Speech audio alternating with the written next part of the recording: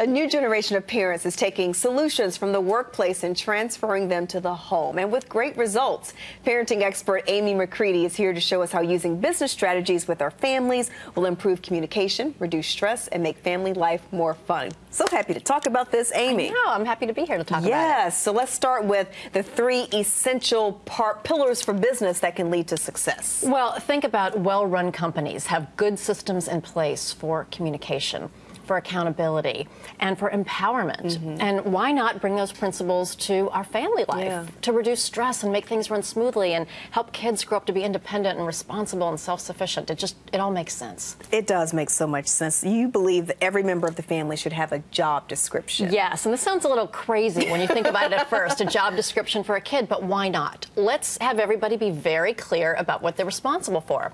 So we've talked about this before, toddlers to teens should have family contributions. So let's be very clear about that. Put it in writing.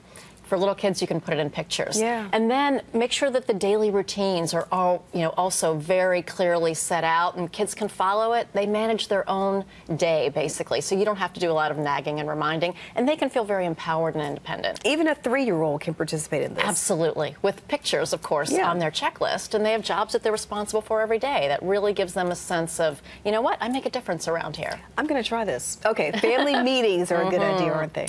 Family meetings are one of the best things that you can do for your family because, number one, it's fun just to get together on a weekly basis, but in the spirit of open communication and empowerment, it really does a lot to enhance that. So there are a lot of different things that you can talk about in your family meeting, but 3 essentials would be what went well this week, what didn't go well, and what are maybe 1 or 2 things that we're going to work on as a family. So think about that every single week if you're having those discussions. So what didn't go well this week? Well, somebody was hogging the bathroom, and somebody was hogging the remote control, or whatever it is, or maybe mom or dad have some concerns about what didn't go well.